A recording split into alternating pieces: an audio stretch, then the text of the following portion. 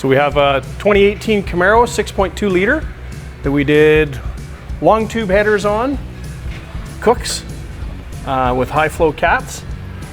Really nice Borla exhaust.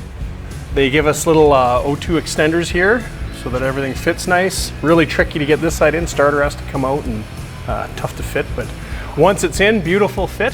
One point to notice is right here. If you look at the pipe, no restrictions comparing with this.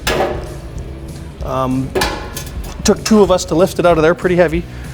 It's got a real nice raspy sound to it when you get on it, but not too bad for at idle. Otherwise, yeah, looks good.